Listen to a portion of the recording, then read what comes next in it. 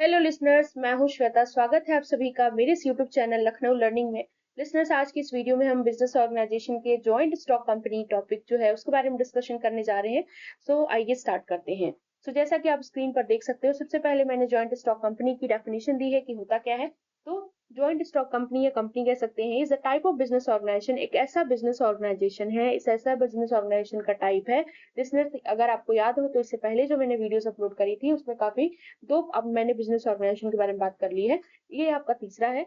Where the capital is divided into shares owned by share holders, जहाँ पे capital divide होते हैं shares में और शेयर होल्डर्स इसको ओन करते हैं। This share holders can buy sell and transfer shares without affecting the company existence.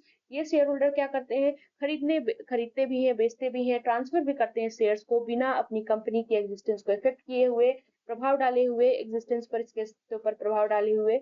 It operates as a separate legal entity distinct from it owners. इनका separate legal entity होता है company का, जो कि owner से बिल्कुल अलग होता है। आइए बात करते हैं अब कैरेक्टरिस्टिक्स के बारे में। Company as you all know कि क्या होती है। मैंने इसमें डेफिनेशन में आपको बता दी। कैरेक्टरिस्टिक्स की बात करें, विशेषताएं क्या क्या हो सकती हैं अगर कंपनी है, तो कैसे आप पहचानेंगे कि ये कंपनी है।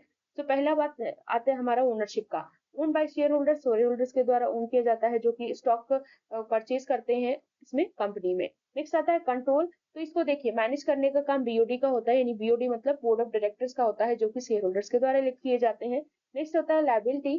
शेयर होल्डर्स के पास देखिए लिमिटेड लायबिलिटी रहती है, जो भी अमाउंट जितना वो इन्वेस्ट करते हैं उसके अकॉर्डिंग।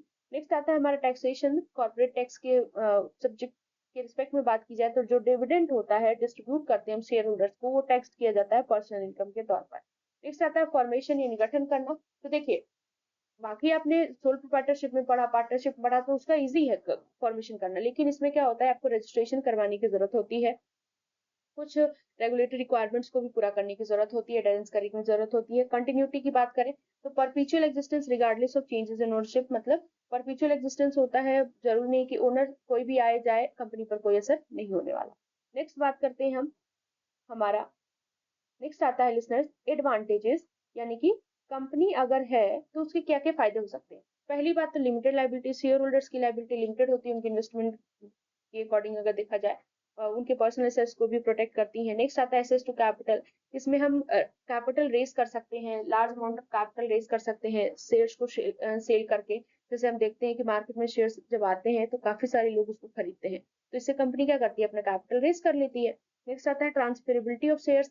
शेयर्स को ट्रांसफर कर सकते हैं, यानी शेयर्स को हम इजीली यहाँ पे खरीद सकते हैं, बेच सकते हैं, ट्रांसफर कर सकते हैं लिक्विडिटी प्रोवाइड करके इन्वेस्टर्स को। नेक्स्ट आता है परपेचुअल एग्जिस्टेंस। अपना अस्तित्व होता है, कंपनी कंटिन्यू रहती है to exist regardless of changes in ownership, मतलब कंपनी अपनी चलती रहेगी, चाहे कोई भी आए कोई भी जाए, उसको कोई मतलब नहीं, यानी कि ओनरशिप चेंज भी हो जाए तो भी कंपनी कंटिन्यू ही रहती है, इसके अस्तित्व पर कोई बात नहीं आती है। नेक्स्ट आता है प्रोफेशनल मैनेजमेंट, यानी कि ये मैनेज किया जाता है बीओडी के द्वारा, बोर्ड ऑफ डायरेक्टर्स के द्वारा और प्रोफेशनल मैनेजर्स के द्वारा।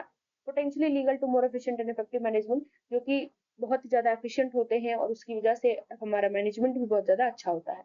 नेक्स्ट बात करें डिसएडवांटेज की, तो डिसएडवांटेजेस क्या क्या हो सकते हैं हमारी कंपनी के। पहला बात आता है लिसनर्स कॉम्प्लेक्सिटी एंड कॉस्ट का, यानी कि कॉस्ट की बात कर लें तो formation and operation involve significant legal and regulatory compliance making it complex and costly. हम जानते हैं कि देखिए, इसमें हमें बहुत सारे क्या होते हैं, रूल्स एंड रेगुलेशंस फॉलो करने पड़ते हैं, बहुत सारी इसके गठन में काफी टाइम लगता है, इसमें लीगल रिक्वायरमेंट्स की जरूरत पड़ती है, रेगुलेटरी की। ये बहुत ज्यादा कॉम्प्लेक्स होता है, तो कॉस्टली भी होता है। नेक्स्ट आता है डबल टैक्सेशन, यानी प्रॉफिट को यहाँ पर कॉर्पोरेट लेवल पे टैक्स किया जाता है और डिविडेंड को पर्सनल लेवल पे किया जाता है, तो डबल टैक्सेशन की समस्या आती है। नेक्स्ट आता है लैक ऑफ कंट्रोल। कंट्रोल की लैकनेस रहती है, कमी रहती है। Individual share holders have limited control over business decision which are made by the board of directors, यानी जो अगर इकलौता शेयर होल्डर है तो क्या उसका लिमिटेड कंट्रोल है किसी बिजनेस डिसीजन पर, जो कि बोर्ड ऑफ डायरेक्टर्स के द्वारा बनाया गया है। नेक्स्ट आता है हमारा रेगुलेटरी स्क्रूटनी। अब ये क्या होता है, तो subject to stringent regulations and disclosure requirements specially publicly traded. कुछ स्क्रूटनी होती है जिसको हमें फॉलो करना पड़ता है, जैसे कि कह सकते हैं आप कि इसमें कुछ रेगुलेशंस होते हैं, डिस्क्लोजर रिक्वायरमेंट्स जिसको क्लोज करके रखा, स्पेशली पब्लिकली ट्रेडेड करते हैं हम इसमें। नेक्स्ट आता है प्रॉफिट शेयरिंग। प्रॉफिट शेयरिंग का क्या मतलब होता है कि profits are distributed as dividend, जो भी प्रॉफिट होगा उसको हम डिविडेंड के तौर पर डिस्ट्रीब्यूट कर देते हैं। Dividend is also a part of profit, listeners आपने पढ़ा होगा अकाउंटेंसी में, विच में not aligned with all share holders expectations, जो कि इसके एक्सपेक्टेशंस के अकॉर्डिंग नहीं होता है। आई होप ये कुछ डिसएडवांटेज क्लियर हो गए होंगे लिसनर्स। वीडियो अच्छी लगे तो please do like share and subscribe. WhatsApp group से जरूर जुड़े, वहां पर आपको बीकॉम के नोट्स मिल जाएंगे। और लिसनर्स सब्सक्राइब जरूर करिएगा ताकि आपको टाइम टू टाइम नोटिफिकेशन मिलता रहे, और इससे हमें भी मोटिवेशन मिलता है ताकि हम आपके लिए नए नए वीडियोस लाते रहें। Thank you.